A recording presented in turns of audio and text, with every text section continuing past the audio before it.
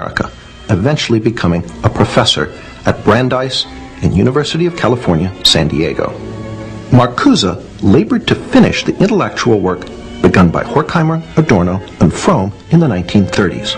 Marcuse, on the other hand, remained in the United States, and during the 50s and 60s developed some of their earlier ideas, merging Freud and Marx, interested in aesthetics and interested in cultural, let's say, tendencies towards what he would call negation, which were usable in a campaign to call into question the what Antonio Gramsci would have called hegemony of capitalist bourgeois culture. And Marcuse became, of course, the so-called guru of the New Left. It was Marcuse who finally answered the question posed by Horkheimer in the early 30s. Who could substitute for the working class as an agent of revolution? So you had to find some new constituency, whether it was students or blacks or women or gays or whatever it was. And Marcuse had a fluid Marxism that fit into this. Martin Jay confirms the role of the Frankfurt School in creating the victim groups that constitute the politically correct coalition. But the working class wouldn't play the hegemonic role that traditional Marxism had expected from it. And so students, blacks, other minority groups, women, and so forth were, they hoped at least, able to come together. Of critical importance for the injection of the Frankfurt School's work into the student rebellion of the 1960s was Marcuse's revival of Fromm's notion of sexual liberation. Marcuse, however, was the main conduit of ideas. But Marcuse had written one important work in the 1950s called Eros and Civilization, a work which attempted to rub Freud against the grain and come out with a radical, even utopian reading of psychoanalysis. And that, combined with Norman O'Brown's Life Against Death, had a great impact on the counterculture and on emphasizing a libidinal element. Marcuse's Eros and Civilization condemned all restrictions on sexual behavior, calling instead for polymorphous perversity. Instead, it argues that at certain early developmental levels of the human psyche, there was a potential for sexual expression, sexual pleasure, which had not yet been organized into the restricted notions of heterosexual sexuality, and that these had some sort of capacity to be reinvigorated. Polymorphous perversity helped open the door to aspects of political correctness, such as gay liberation. This was his idea of what human society, a good human society, should be based on, was a certain kind of polymorphous perversity and narcissism, which, by liberating non-procreative eros, was his term, we would find great enlightenment and great happiness. This was supposed to be the key to utopia. David Horowitz ties Eros and Civilization directly into the 60s rebellion he was part of. Marxism is a bankrupt creed and was bankrupt by the 50s or earlier. People understood it didn't work. There was no working class that was going to make a revolution. Capitalism, people were happy with capitalism, basically because it spread more money to more people than any other system in history.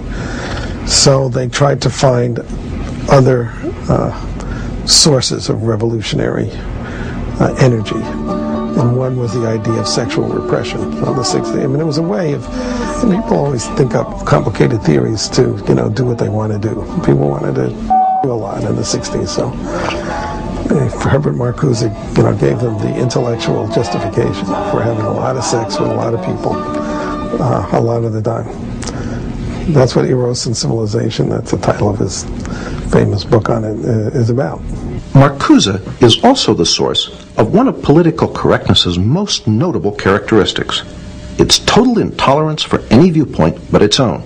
Marcuse argued that our free American society was actually a deception, that its true tolerance is somehow repressive, while he argued for something called liberating tolerance. And what he meant by that was liberating toleration or liberating tolerance meant intolerance from ideas of movements from the right and tolerance for any ideas from the left. It's a recipe for repression. Even Martin Jay, a great admirer of the Frankfurt School, admits the totalitarian aspect of Marcuse. Perhaps his most significant essay in terms of impact, the one we haven't even mentioned, an essay on repressive tolerance, written in the late 60s, which argued that because the tolerance of different beliefs produced no action at all, because every belief seemed to be equal to all others, and racist and neo-fascist and militarist beliefs were given equal weight to those that were pacifist and emancipatory. This led ultimately to the problems of political correctness and incorrectness in the 1980s. That is, if you had a strong notion of who was politically correct, you could then be intolerant of those who weren't. And sometimes this can be used as a license by people on the left to deny free speech to people they disagree with. Through these works, Marcuse became the main agent of transmission of the Frankfurt School's ideas. Marcuse was a tremendously important influence on the thinking of young people in those days. He was one of the spiritual fathers of the movement. And through Marcuse, the New Left found the rest of the Frankfurt School.